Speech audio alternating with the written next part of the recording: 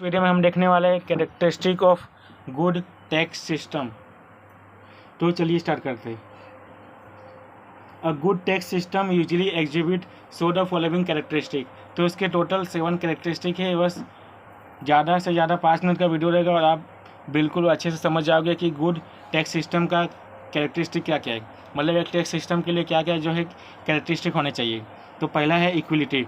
The distribution of tax burden should be equal, everyone should be made to easy as per their ability, richer people should pay more while poor should pay less। कहने का मतलब ये है कि equal सबसे tax लिया जाना चाहिए, अमीर लोगों से ज़्यादा टैक्स लिया जाना चाहिए और गरीब से कम लिया जाना चाहिए। तो इस प्रकार जो है टैक्स सिस्टम का पहला पॉइंट है इक्वलिटी। सेकेंड है flexibility. The tax system should be flexible to change with changing requirement of the government and economy. मतलब जैसे जैसे इकोनॉमी और गवर्नमेंट चेंज हो रही है उसी प्रकार जो है टैक्स सिस्टम भी चेंज होना चाहिए। तो ये हो गया सेकंड पॉइंट। थर्ड पॉइंट देखते हैं। थर्ड पॉइंट है simplicity. Tax system should be easy to understand both for tax payer and tax administrator.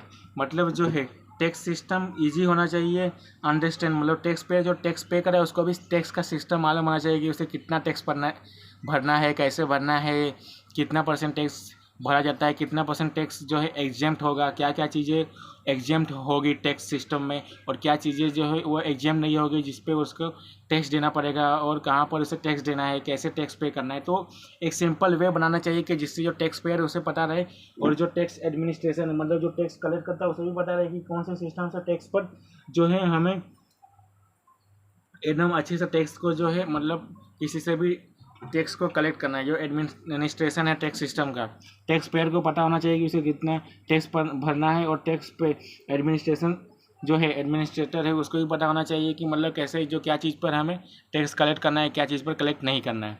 फिर ये हो गया 10 पॉइंट। अभी फोर्थ पॉइंट देखते हैं सर्टेनिटी।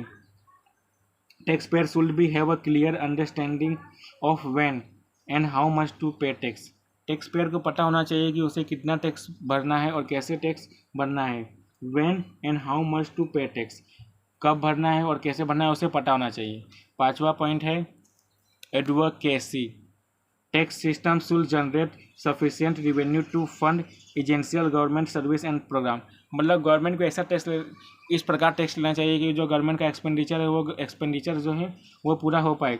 मतलब जो है गवर्नमेंट जितना भी एक्सपेंडिचर कर रही है वो टैक्स उस प्रकार लिया जाना चाहिए कि जैसे गवर्नमेंट जब बजट बनाती है तो ये डिसाइड करती है कि उसे किस प्रकार टैक्स का रेट रखना है, क्योंकि वो एस्टिमेट करती है कि इस ईयर में गवर्नमेंट इतना खर्चा करने वाली है इंफ्रास्ट्रक्चर डेवलपमेंट, तो उसी प्रकार जो है गवर्नमेंट टैक्स जो है लोगों से लेती है। तो ये हो गया 5th पॉइंट। अभी देखते हैं 6th point transparency. The tax system should be transparent making it clear where tax revenue are being spent. मतलब गवर्नमेंट को एक ट्रांसपेरेंसी रखना चाहिए कि गवर्नमेंट को बताना चाहिए कि पब्लिक को कि गवर्नमेंट टैक्स को कहाँ खर्चा कर रही है। मतलब कहने का मतलब यह है कि गवर्नमेंट पब्लिक एक्सपेंडिचर कहाँ कर रही है, गवर्नमेंट कहाँ पर जो है अपना रेवेन्यू खर्चा कर रही है। तो उसे जो लोगों को पता चलेगा कि उनका टैक्स जो वो भर रहे हैं वो गवर्नमेंट अच्छे जगह पर यूज कर रही है या फिर जो है गलत जगह पर यूज कर रही है। तो इससे जो है ट्रांसपेरेंसी गवर्नमेंट को रखना चाहिए। टैक्स पेयर को पता होना चाहिए कि उसका टैक्स कहाँ पर पे मतलब जो है इसका खर्चा किया जा रहा है। मतलब जो है गवर्नमेंट को बताना चाहिए कि वो कहाँ पर डेवलपमेंट कर रही है। तो ये हो गए 6 पॉइंट। अभी देखते हैं